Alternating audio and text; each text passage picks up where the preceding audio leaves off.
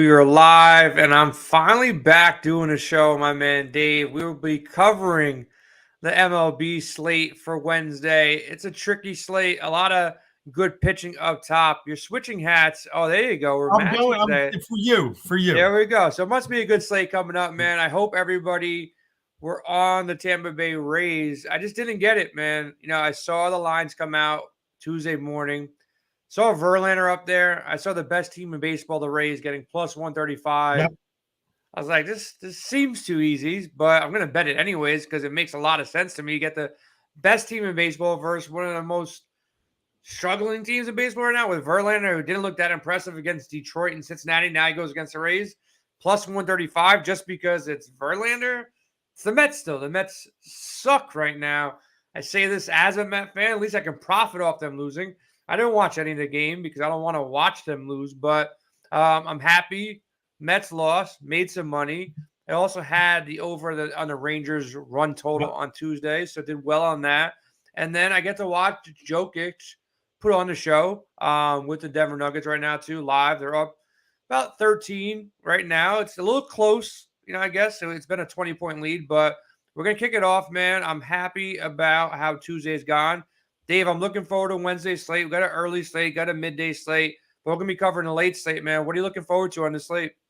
Oh, man, the pitching. The pitching just is dynamic up at the top. We're seeing aces. We're seeing high strikeout pitchers. It's going to be one of those, like yesterday when I was on the show with Tony, don't go after Verlander. His first question to me was, do you do Verlander? I said, H-E-double-L. No. I mean, there's just no way. And then even at the top, the only one that I could have liked a little bit was Kershaw, and we'll see how that bounces out. But this time, this slate, I think the top is very enticing. Yeah, it's tough, though, man. Like, on Tuesday, I went in Discord, and I said the two best plays per dollar with the upside, for me at least, was Javier of Houston, the little discount, and then I liked Wheeler, who's pitching now in San Fran. The price just made so much sense. The matchups made sense. I was a little bit, skittish on a couple other pitchers out there with tougher matchups, and I'm kind of in the same spot here. We got Strider, who's the best pitcher in baseball right now, at least, in my eyes. There might be someone that you like better, but he's one of the top five, pitchers in the game right now. Of course, he's playing for the Braves, which we both don't like because we're Mets and Phillies fans, but Strider's legit, man. He's going against Texas, though. Texas is a team that I don't throw my pitchers against. And he's 12,000. If there was a team that can slow down Strider, probably the Rangers at home, but I still think Strider's in a good spot. Every, fifth start, he's definitely in play. I will not say to come off him. Garrett Cole, kind of similar spot, going against Toronto. Evaldi's been pitching great, going against Atlanta. So the three guys that I really consider aces up until this point this year on this slate, I don't consider Senga an ace. I will not be pitching him against Tampa Bay. I will not be pitching anybody against Tampa Bay. They're too good. But let's talk about Strider, Cole, Evaldi first. Let's go over DraftKings pricing. Strider at 12K, Cole 11.5, Evaldi 10.1. Is there one you like over the other one? Yeah, I mean, I guess it is Strider. I'll be honest. I think I love these guys, but in the end, I'm probably going to work somewhere towards the middle more. But if I had to take one out of the top here, I lean Strider just because that, 15.24 Ks per nine. Have you seen that out of starter in when? Like Nolan Ryan? Maybe DeGrom. Yeah, maybe DeGrom at times he can get up in that number, but probably not. Yeah, Randy Johnson, like those names, right? But it's meteoric, 42.9 K rate, K percent. I mean, a great one's 30. He's at 42.9. So it's just, and even when you look at his ERA at 2.51, his FIP's 1.63. You rarely see a FIP in the ones, and he's just been everything, like you said, best pitcher. I can't argue with you. So when the 12K is a little bit much for me, but I could probably pair him with someone lower. But out of those three, that's where I'd go. Cole hasn't been great in his last 4 or 5. And then he's up in Toronto, which is always a tougher matchup for him. And Evaldi, great. I get it. But I'm not touching him at 10-1, and I'm not touching him against the Braves. If it was 10-1 against Oakland, maybe. Not against the Braves. Yeah. I'll lean with you on that. If you're going to pay up for one of these three guys, I would just go with the K pedigree of Strider right now over Cole and over Evaldi. Evaldi has a very similar matchup. I kind of rate both these offenses in the same category. But if you're looking at Vegas, Strider's still like a minus 150, minus 160 favorite here. We'll have a K prop when it gets published on Wednesday, higher than anybody on the board. And then with Evaldi going against the Braves, a slight discount, but the Braves are still projected to win, score more runs, and Cole going against Toronto, like you said, the Blue Jays are projected to score around 4.5 runs, 4 runs, somewhere in that range. So, I would lean the extra 500 and go with Strider in that realm. I am off Senga. I'm not pitching pretty much anybody against Bay. He's been super inconsistent, so no, thank you. They got the young kid Bradley, on the opposite side though.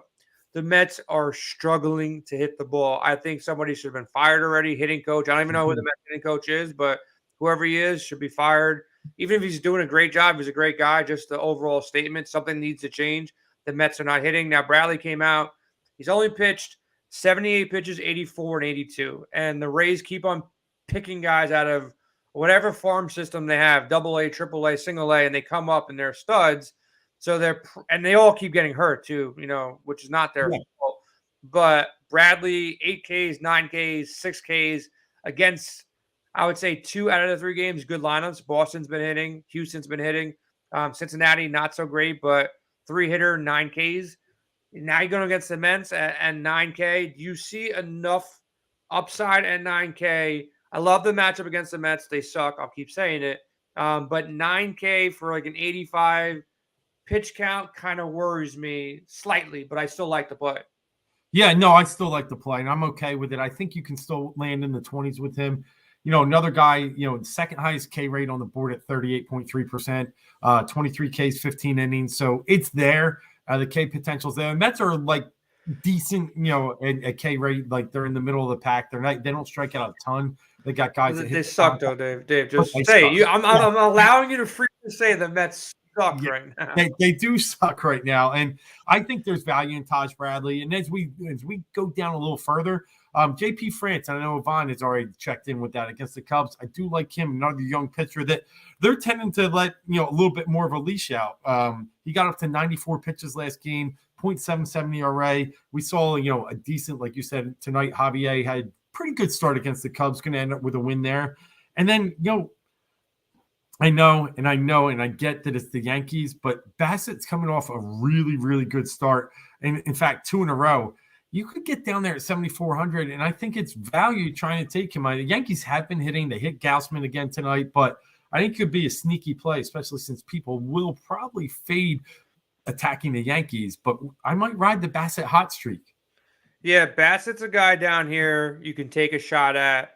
And I know Seattle's been hitting a little bit better, but the kid Brian Bello, I'm not sure if I'm pronouncing his name right, but yeah, he's pitched well enough for me at 5,700. If you can limit the Atlanta Braves to only 2 earned runs, get 5 Ks.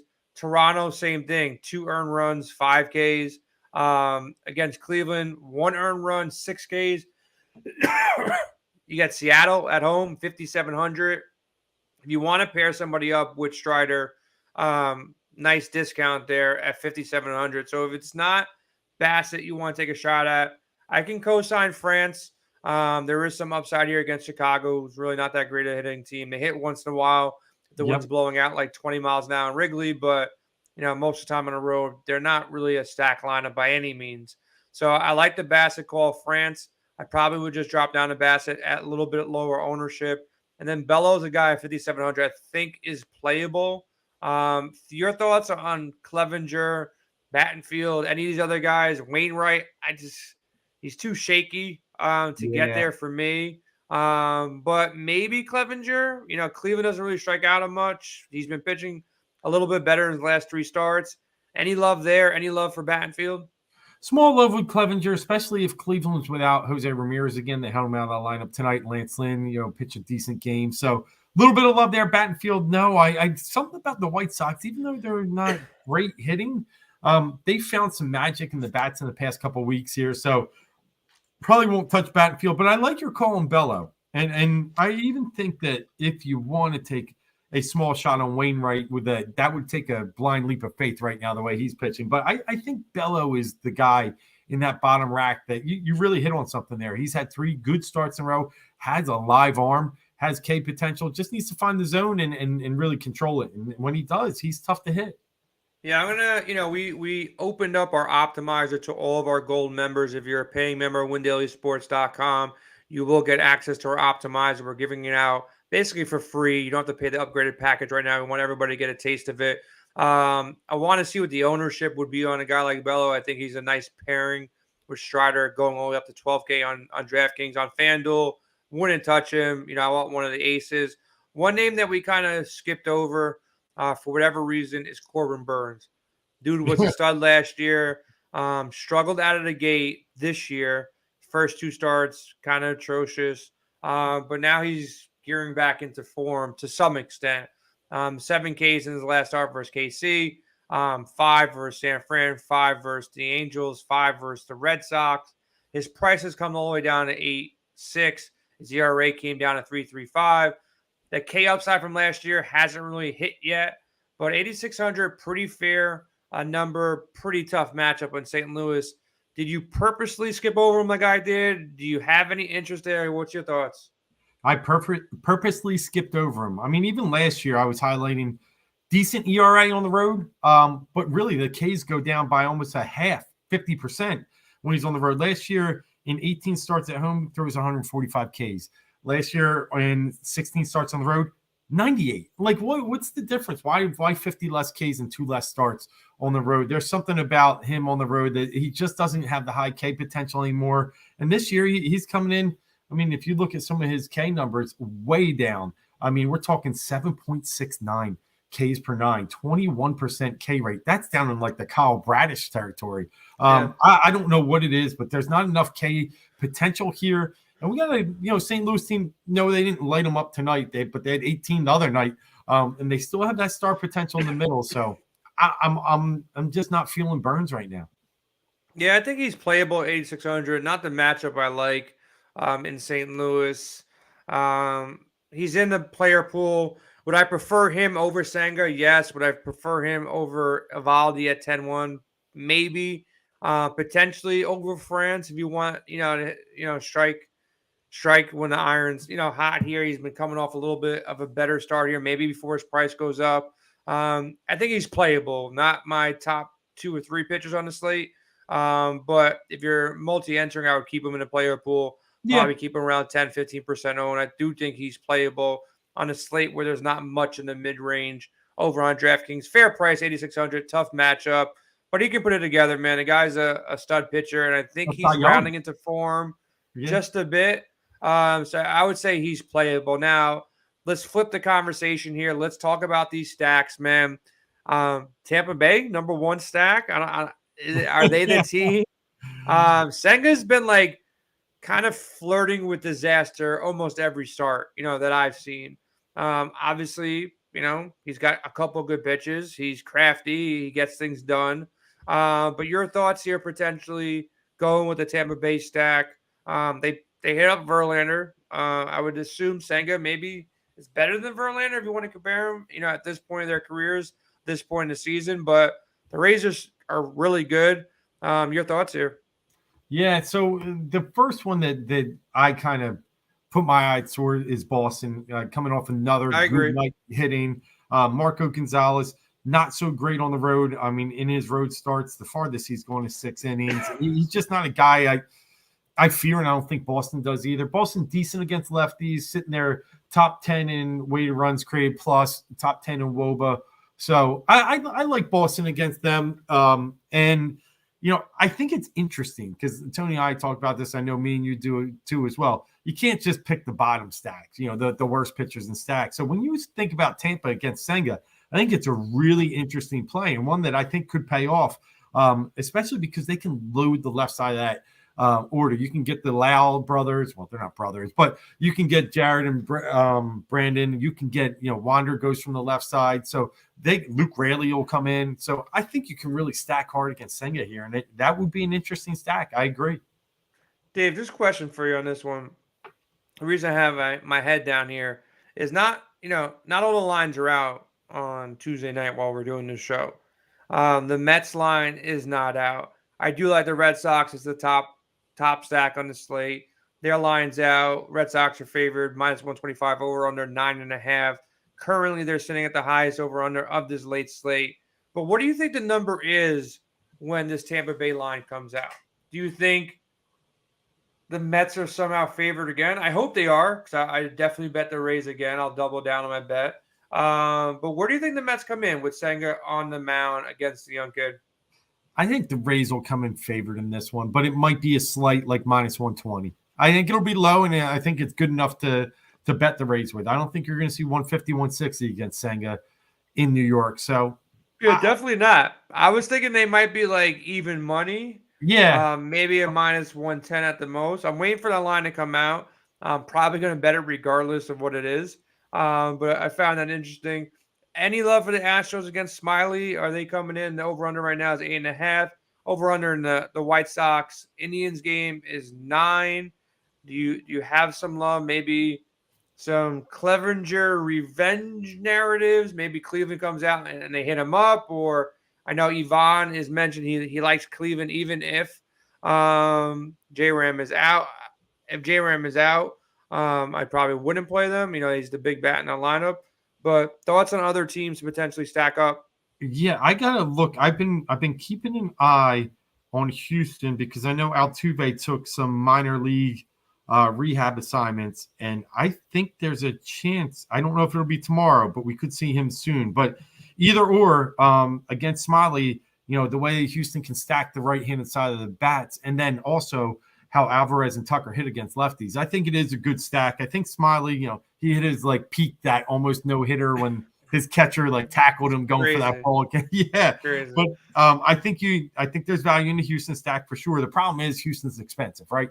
So if you're going to go there, you're probably going to have to cheap out on pitching. So I'm more kind of in line with, I don't know. I still think we could get somewhere in that Cleveland White Sox game. Like you said, Clevenger and what's his name, Battenfield. I think we could get some value on both sides of that and get some good bats. Robert's been good. Yeah, I think that's where I'd go. Even with J-Ram out, I agree. I like Tampa Bay, Boston. I think they're my top two stacks. Need lineups to come out.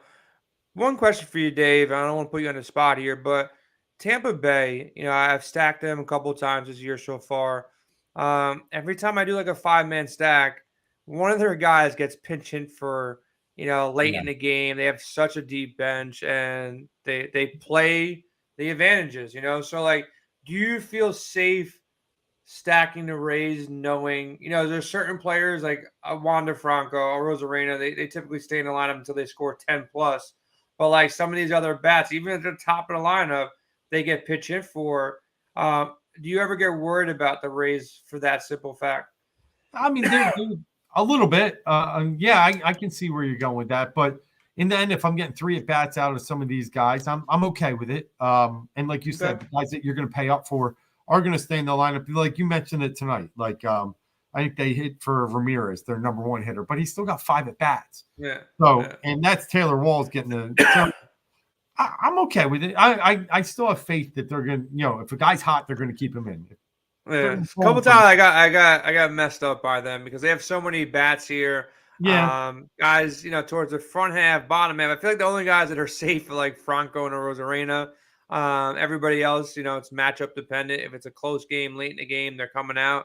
You always want those max at bats. You want those 4th and 5th at bats from guys if you're chasing down, a tournament. But I like the Rays as a bet tomorrow, as long as they're not going to be, big time favorites. I think they'll beat the Mets again. They just can't hit. I like the stack call, the Red Sox. I think they're in the best spot so far. They got the highest projected team total. If there was a team that, goes under-owned here, is there one team that sticks out to you from an under-owned perspective? Yeah, it's St. Louis. I mean, I think kind of what you said, the mystique of Burns is still there. But for me, I'm not sure the production's all the way there. I could see myself getting in a St. Louis, under-owned stack, especially how hot Arenado is. He was batting 444 over the past 2 weeks going into today. Same with Nolan Gorman. So the 2 Nolans are really high. I mean, they're getting some production at the top too with Newt Barr. So I could see myself getting a little St. Louis friendly tomorrow. Any bets that you eyeing? Like I keep on saying, I'm betting against the I Mets. know. You like the Cardinals plus money? They're probably sitting around plus 100 right now. If you do like them, any say in the Guardians versus the White Sox, pretty even line there. There's juice to the Braves. There's juice to the Astros. We got the Red Sox. I think the Red Sox are a very fair line right now. You can pick them up probably around 115 minus 120. Even matchup, Yankees, Blue Jays. Any love for any of these lines that are already out on a Tuesday night? Yeah, right now I'm not taking anything in that Yankees Toronto game. I just Yankees are moving, and Judge he had another one tonight. So they're really dangerous. So I'm not sure I would take either side because the pitching matchup I think favors a little bit of Toronto, but in the end, the Yankees bats are alive and well. So the one I like to mention is Boston. I think they're trying to win that series tomorrow. Seattle's been kind of up and down, and really haven't been able to find their way. Like settling around 500. So I think Boston is playing good baseball. I like them at that 115 line. Yeah, I'm probably going to lock that tonight. That and the Rays are the two bets that are poking out to me. Kind of want to take some courage and back Wainwright against Burns, but Cardinals are they're a scary team, man. They're a deep lineup. If they get their pitching under somewhat control, like they really don't have much pitching. If they figure out pitching, they're a scary team for the rest of the season because that lineup is getting deeper and deeper by the day. If DeJong comes up and starts hitting like he just did this weekend, no, it's trouble for the rest of the NL. We're both NL fans with the Mets and Phillies, so that team always worries me. How you feeling about your Phillies, man? I haven't spoke to you in quite some time. How do you feel about your Phillies? And then I'll leave it on this, man. I got to ask you for real. And I know you don't want to have this question right now, but I got to ask anyways. Talk to me about your Phillies for a second, and then that Embiid comment. How bad of a comment is that? Because my opinion is like the worst possible thing you can say as a leader of a team. Yeah. So first off, Phillies 2021 better than they were almost at this point last season, but still not in good shape. This team really has to figure it out. But the good news is Ranger Suarez coming back helped, and I think will help a pitching staff that is in dire need. Walker's looking a little better. Wheeler's getting better. So really got to get that pitching going. And if they do, I think they'll be okay. As far as the Sixers and Embiid, firing Doc was a necessity. It's not all on him. It's on the players. They absolutely choked. I'll say this about the comment for Embiid. It's bad, but you have to hear the whole question, the whole answer. And it was definitely, they just chopped up that end. He said it's on him. He said he was the MVP. He should have done better, but he can't do it. And then that's where he starts the can't do it alone thing. And it wasn't the right answer, but you got to hear the whole thing. I didn't hear the whole thing. Yeah. But that's how the news will do it, right? And I get it. Don't worry. Yeah, but the game, the way he plays, leading into that comment and how he's just dogging it out there, see, when I see just from the optics, you see one player in Bryce Harper that wants to fight somebody on another team just for making a comment and patting his glove, that's the teammate I want, right? That's the guy that's going to go to war with. Embiid's not a dude I'd want to go to war with. Not that I want to go with Harden either, but I wouldn't want to go to a war with Embiid. He doesn't have it, man. He really doesn't have it. He's got the body, he's got the skills, but he doesn't have it. He needs it. You're 100% right. I'm convinced the Sixers cannot win a title with Embiid as the center point. He doesn't have the it. I agree with that. You know when he has the it? When he's scoring 45 or 50 and having a lot of fun. When it's all about him and the lights are on him. And then you want him. But when it's tough and it's down in the trenches, it's not good. He's not that guy. Dave, appreciate you, man. Good job today. Good luck in your games. Everybody hop over to WinDailySports.com. If you missed the PGA DraftCast, we cover the PGA game like nobody else does. They did a great show earlier today. Hop in that Discord for free with promo code WINBIG. We're with you. MLB, NBA. Got some showdowns. NBA is going to be fun for showdowns. Western Conference, Eastern Conference Finals. I hope the Nuggets hold on. I want to see the Nuggets. I want Joker to get this ring. Love to see him do it. This team is complete. They stay healthy, but we'll be talking NBA. We talk NASCAR, MMA, MLB, all that kind of good stuff. So head over to WinDailySports.com. We're out of here for a Tuesday night. Good luck in your Wednesday slate.